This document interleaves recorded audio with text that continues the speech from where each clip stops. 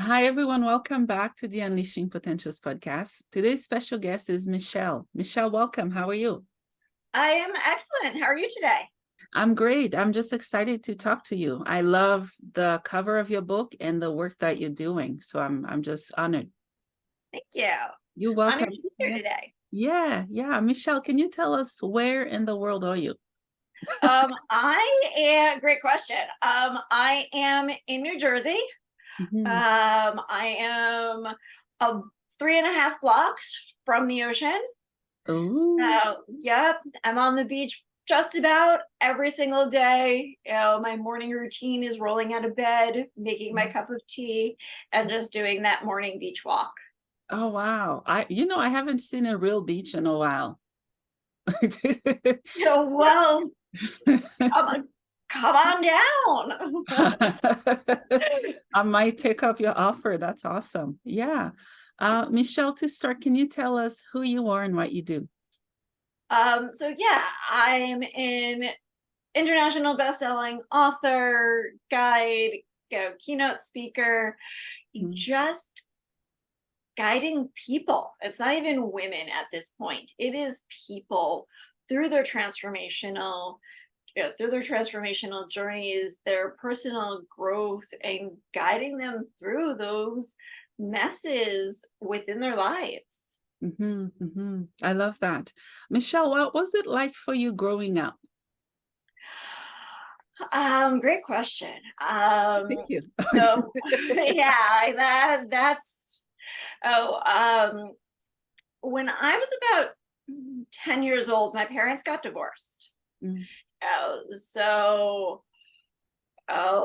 before then, as I look back now, like I could sense and I feel the tension that was between, my parents. My dad slept on the couch for, years. mm, Um, and the hostility, but between the two of them, like I picked up on that at a younger age than I actually realized as I reflect back. Um, but one of the things that my mom did that I will give her credit for is, after my parents got divorced, is it was probably the greatest thing that my parents did in the whole divorce. Was my mom had sole custody of my brother and I. mm, My dad could see us whenever he wanted.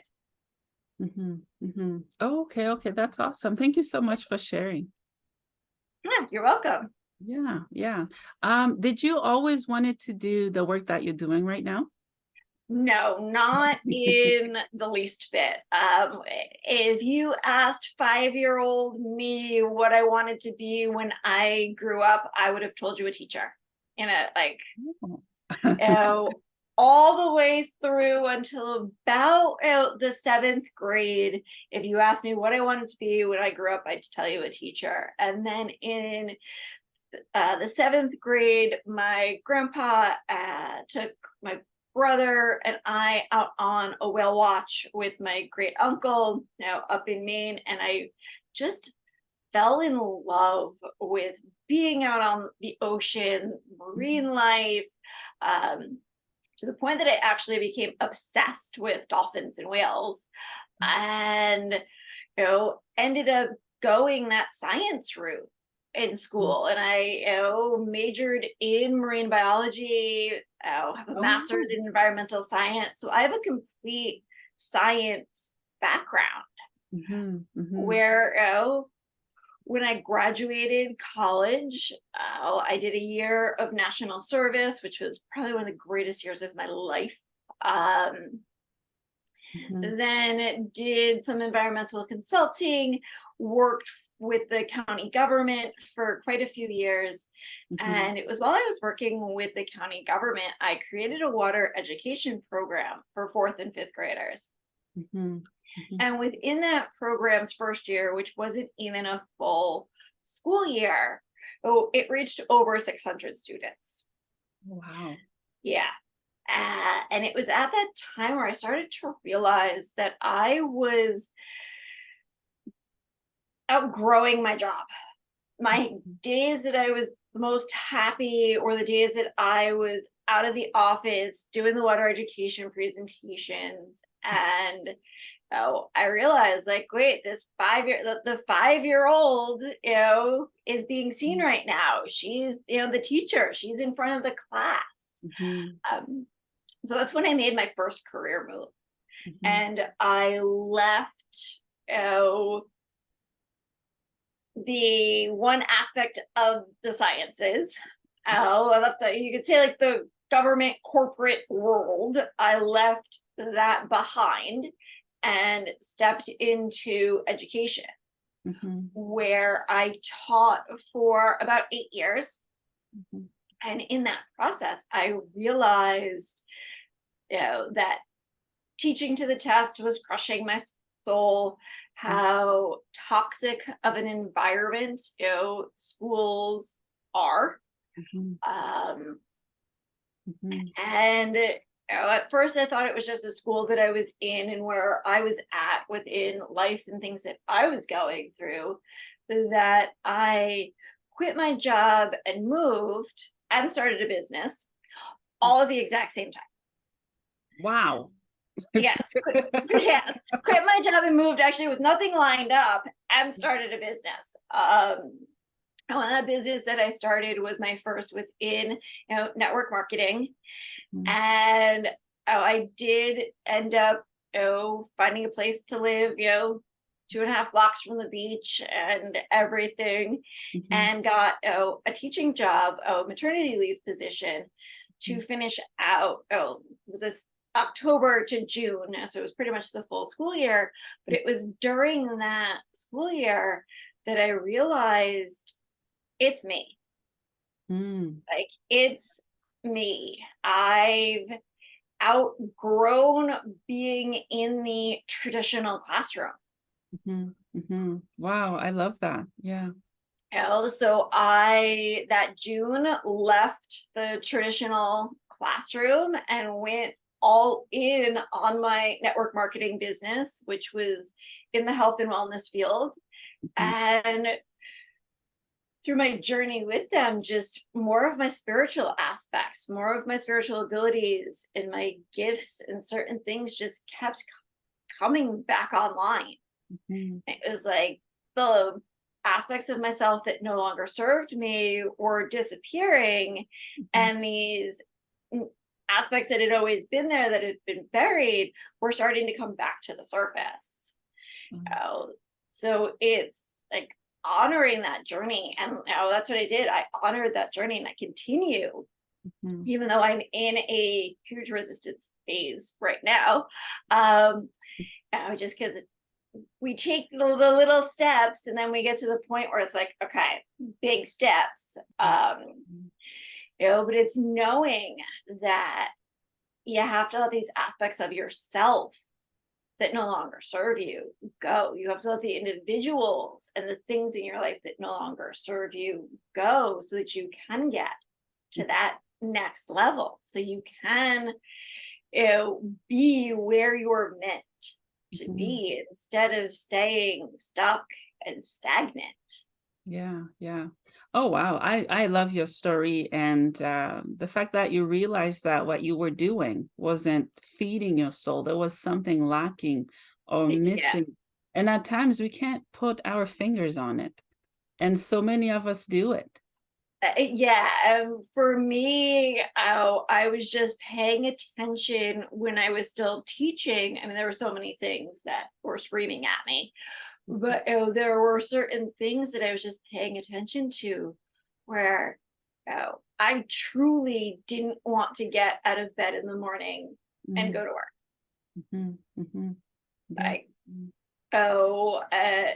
and not feeling fulfilled, crying on my way home, listening to mantras and different kundalini music and songs on my way to work, to kind of ground and center myself. And I would be able to get through the day, and then get in my car and cry on my way home. Mm. and then be sitting there, pouring myself, that glass of wine the second I walked in the door to numb everything that I was feeling. Yeah, yeah. Wow. Can I say you're not alone? Because there are people who cannot find the strength yet to do what you did. And I'm happy you did find that strength because you're here sharing it with us. Because so many of us, we go to work and it's like a cycle. We know we're Yes. not happy. We don't do anything about it. We know we should, but we don't. Yeah, we know that we should. Like you said, we know that we should, and we don't because of the way we're conditioned. Like, Mhm, we're programmed and conditioned, to work hard. mhm, mhm, You got to work hard to receive that paycheck. mhm. No pain, no gain, and it's like I call bullshit on that. Yeah, yeah, yeah. They're generational beliefs, generational limiting beliefs that Mhm. have just been programmed into us. Yeah, You yeah. know, if you don't want to get out of bed in the morning, if you're, getting to Sunday night and you're sitting there going, oh, tomorrow's Monday. Is it really Monday already? Do I really have to get up and go to work?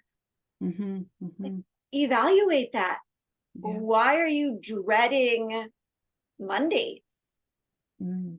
Yeah, yeah. I think most of us do. Yeah, it's like, why? Why are you dreading Mondays? It's like, Mhm.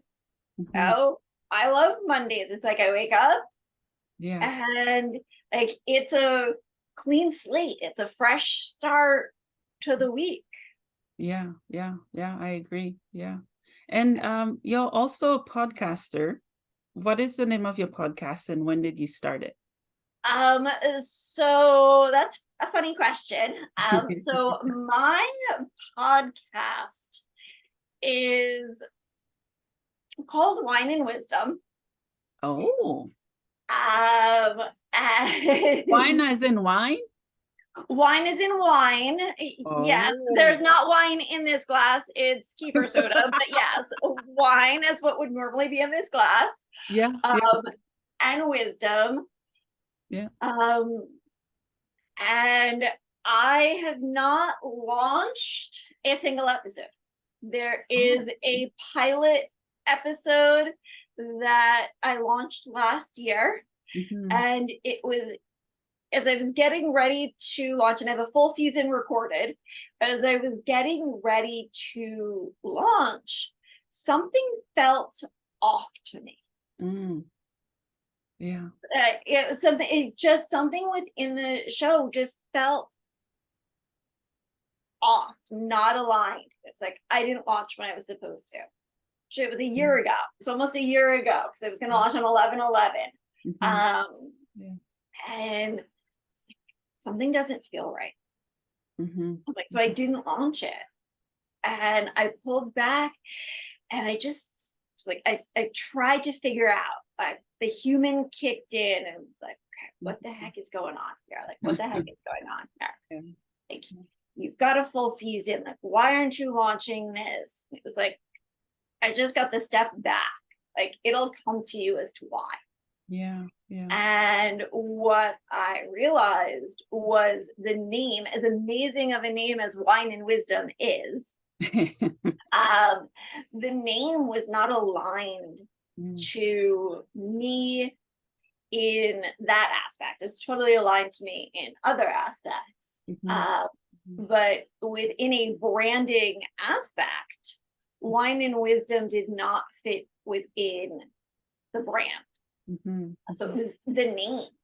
Yeah. And then I sat there and I started, like, again, the human brain. Like, all right, Mhm. what is the name? What is the name? What is the name? Like, oh, is it this? Oh, is it this? And I would, text friends. Hey, what do you think of this? Yeah, no, that's not it. No, Yeah. no. And I finally had to tell myself, stop. So Mm. that's what I did. And as I was walking on the beach one morning, it hit me, and then I started laughing. Mm. like legit laughing out loud to myself Yeah. because it's the title of my book. Oh, so you rebrand and rename the podcast. Yes. Oh, wow. So I haven't launched anything of the podcast, relaunched anything of the podcast yet. There's still a bunch of editing that Mm, that needs to take place. mhm, Um, now in editing, because in Wine and Wisdom we did bring different aspects of wine into it as mhm, well, so now those certain things need to be edited out. um, but at some point next year, mhm, there will be some form of a podcast, or maybe even something not a podcast, and more video TV orientated, mhm, that will be coming from me. mhm, I have a whole bunch of downloads that have come through in regards to this, and it's one of those visions that is so big and so massive yeah. that it's scaring the living daylights out of me. Oh, that's where I said in the beginning of knowing that I've outgrown certain aspects of myself that I need to let go of, and where there's that resistance, because it's like, okay, it's we talk about quantum leaps, Mhm. and we all want those quantum leaps until they actually start to happen. Yeah. And we realize, like, oh, wait a second, I'm going from A, oh, from A to R in Mhm, one jump. mm, yeah. Okay, like you wanted that big jump, you knew that that big jump was going to happen, Mhm, and it's realizing that you can jump to H and pause for a minute and then jump again. yeah. Mhm. Yeah, I So love that's that. Yeah, sorry, go ahead. so it's kind of where I'm at right now, is in Mhm. that, like, okay, like that's what I'm telling myself, like jump, like you're ready. Yeah, yeah. Yeah, I And was if gonna you say I need love to, that you're trusting the process. yeah, we have to trust the process. Mhm, We have to disconnect that ego. It's mm, not even our mind, but it's that ego. mhm, Um, and not even disconnecting really from it, acknowledging it, seeing it, seeing our fears and being like, and seeing our ego and being like, I see you. I acknowledge you. I know that you are there. You are screaming at me. I mm, see you. I know you're there. mhm. You know, Yeah. thank you. Mhm, Thank you for doing your job. Thank you for keeping me, wanting to keep me safe. mhm. Thank you for, you know, wanting to keep me here, Yeah. where it's nice and comfortable. Thank you. Mhm, Thank you for doing your job. mhm, However, mm, I'm going to be okay if I take this job. mm, I'm going to be supported. Like you're still going to be here either way. mm, So it's like you can either continue to stay in this comfort zone and let the fear and everything run the show, mhm. or you can acknowledge it, honor it, embrace it, embody it, Mhm. and then go, so long. I'm doing what I want to do anyway, because there's something higher telling me that I have to do this. Mm. Yeah, I love that. A leap of faith. Yes, because we also have to remember or realize, for some, is that our body can't distinguish Mm, fear, and excitement. Like they feel the same in our stomach. Like it's called, when we're really excited, we call it butterflies in our stomach. Yeah. Yeah. When we're really nervous about something, though, we also get those same butterflies. Mm-hmm. Mm-hmm. Yeah. Oh, and it's sitting with it and knowing your body enough to go, okay, yep, this is nerves. Yep, I am nervous. Yep, I am scared. It's okay. Mm-hmm. I'm going to be okay. Mm-hmm. Yeah. And Mm. step out onto that stage, or open up the laptop and start writing or hit record, like whatever it might be. Mm-hmm. Yeah. Yeah. Yeah. I love your message. It's to start somewhere, because sometimes we just don't start when we know we have to start to get the Exactly. momentum going. Exactly. And once we get that momentum going, once we get the ball rolling, Mm-hmm. we sit there sometimes and we start laughing. That wasn't that bad. Why didn't I do that sooner? Yeah. But why did I wait so long to do that? Mm-hmm. Yeah. Yeah. Yeah. Yeah. I agree. Yeah. Can you tell us more about your book? Yes. So my book is Hot Mess Magic. Mhm. Discover the magic in your mess. Love it. Um, it is a international bestseller. Mhm. And in the book, I go through and I share a whole bunch of my stories, Mhm. my messes, how I got into them, which for most of us, it's, our programming, our conditioning, our generational traumas or ancestral traumas, things that have been, passed down in just, past lives, things that are just programmed within us, that keep us in these similar situations that we find ourselves in. Yeah. Yeah. And what I learned from them, how I grew from them, how I discovered that those patterns and cycles that I was in, and how I broke some of them.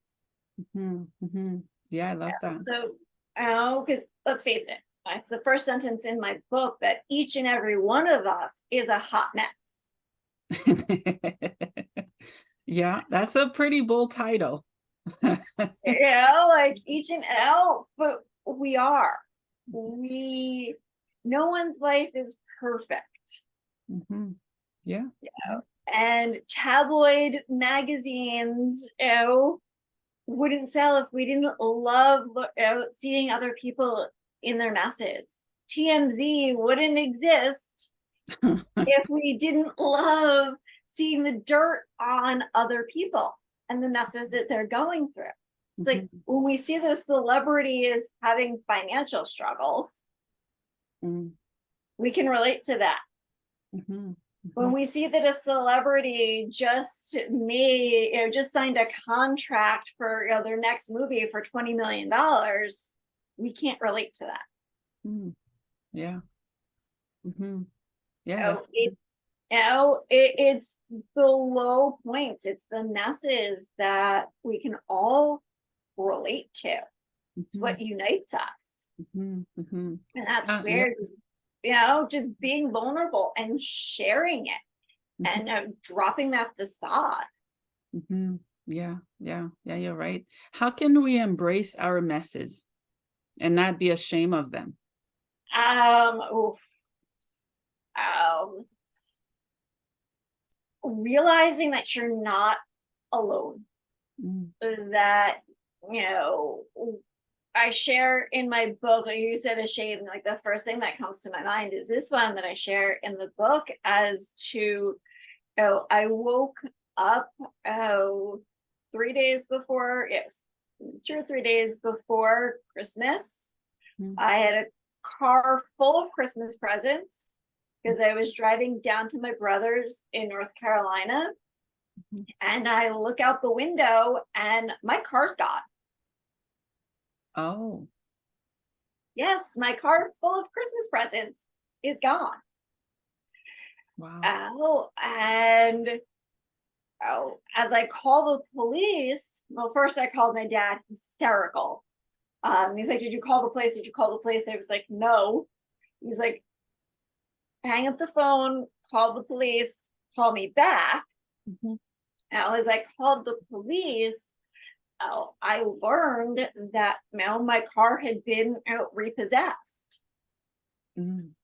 And in that moment, the amount of guilt, shame, disgust, uh, any low frequency emotion that you want to name, I was feeling it. Mm. And now I'm sitting there going, okay, I now have to call my dad back, like Mhm. of all people, my dad, and tell him, oh, what happened to my car. Mhm. Mhm. Oh, and yeah, I was in, for that, I don't, a little over a month or so, I was in like that depressed state. Did feel all this guilt and shame and whatnot. And it took telling friends that I was close with that I knew weren't going to judge me, because my family was, judging, projecting Mhm. all of their disgust and their guilt and shame, um, and sharing with friends that I knew supported me and that I could trust, and having some of them say, "Oh, I've had a car repossessed. Mm. Oh, I've had a car repossessed." Like, I had multiple friends say this to me, and I Mhm. was like, "Thank you. You're Mm. making me feel better." Mm. Yeah. Like, when we're feeling that shame, Mm. share it. Mhm. Find someone that you can trust, that you Mhm. know isn't going to turn around and tell, someone else, or post it on social media or something like that. Like someone you can truly trust, who knows not to say anything to anyone else, Mhm. and just let it all out. Yeah. Yeah. Because when we don't, it eats away at us. Mhm. And by sharing it, it also just starts to normalize it. Mhm. Mhm. Yeah. Yeah. I agree. Yeah. And I appreciate you sharing as well. Yeah. So have we covered everything you wanted to talk about? I think so, pretty much. Okay. Okay. Okay. Unless you have any other questions or Yeah. Yeah. No, I think we did cover everything. So you have clients that you work with. Are they men, women, or what are your methods? I've worked with men, I've worked with women. Um, I find I find that I get just as much, if not more, enjoyment, I've noticed lately, out of working with men than I do working with women. Um, just because there's something to be said about, oh, there's something to be said in general about being a part of someone's transformational journey and witnessing it and Mhm. whatnot. But there's something else to be said about, oh, watching and, a man have this like breakthrough moment Mhm. and feel safe and secure enough and seen and witnessed enough in the space that you're holding, that they can be completely vulnerable and just start crying. Mhm. Wow. I love that. That's like, Yeah. yeah, just, and those like they'll kick in like, "Oh, I'm sorry." It's like, nope. I was like, let it go. Mhm. Mhm. Let it out. Like, we've hit something, let it out. Like, don't stop it. Mhm. Mhm. Like, Yeah. keep, and like I say this to anyone, like, don't stop it, keep them coming. Like, keep the Mhm. tears coming. It's a release. Mhm. Yeah. Yeah. Oh, but no, I know that we're told, like, to niche down, and it's like, Mm. I feel that there's so much work that needs to be done collectively, Mhm. that is what I am here for. I'm not here to super niche myself down to, the 1% of the 1%. Mm. I am here to help the masses. Yeah, yeah, I love that. That's so inspiring. I love that. Yeah. So for those who are listening to this episode, what would you like for them to get out of this episode and the work that you're doing? That it's okay to not be okay. Mm, yeah, yeah. It's okay to not be okay. It's okay to to have that bad day and to admit that you're having that bad day or that bad week or month or year, Yeah. whatever it is. Like, there's seasons, there's cycles, it's growth. You're right. And to know that when your body talks to you, listen. Mm-hmm. Yeah. You don't want to get out of bed in the morning. Why? Why don't you want to get out of bed? Is it because stayed up till, 2 o'clock in the morning? Hmm. Or is it because, your body's just physically drained? Yeah, yeah. Yeah, those are good questions for us to ask ourselves for sure. Yeah. Yeah, I have two questions for you, Michelle, as we Sure. wrap up. The first one is, what is the meaning of life for you? Ooh, that's a great one. The meaning of life, for me, the first thing that I'm getting right now, which human brain's trying to make sense of, is wholeness. Mm, And realizing that, no one is broken. mhm, mhm, Like, we are all whole. yeah, And as we go through life, mhm, we uncover different aspects of ourselves mhm, yeah, and we become fuller. We mm, begin to see things more clearly and we become closer to source again. mhm, We're born connected to source. We become kids, teenagers, adults, and we become disconnected from self. mhm, yeah, yeah, It's connecting back to self, that you're already whole. The answers are all within you. mhm, yeah, yeah. Someone needed to hear that. Someone who might be watching or listening to this, because like you mentioned, we get reprogrammed, Yeah, and I think we have the power to process and heal and decide how we gonna be better and not become bitter from the situations or circumstances we've been through. exactly. It's knowing that, we're only in this body for a temporary amount of time.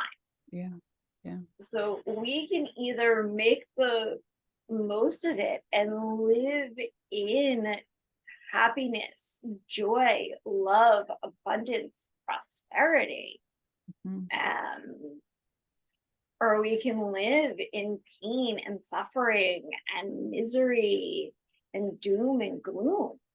mm, yeah, yeah, yeah. Yeah, yeah, you're right. Thank you for sharing. You're welcome. Last question for you, Michelle. Where can my listeners find you? Where can they get your book and support the work that you're doing?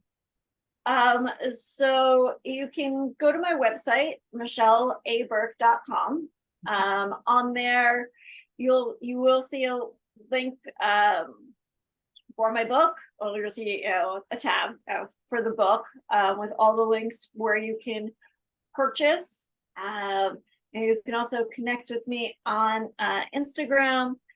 Magic with a CK Shell, Mhm. is where you can find me there. Awesome. Well, Michelle, thank you so much for your time. Thank you for sharing your gifts with the world, with my audience, and with me. And just keep being you. And I love You're the work that you do. welcome. Thank you for having me. You're welcome.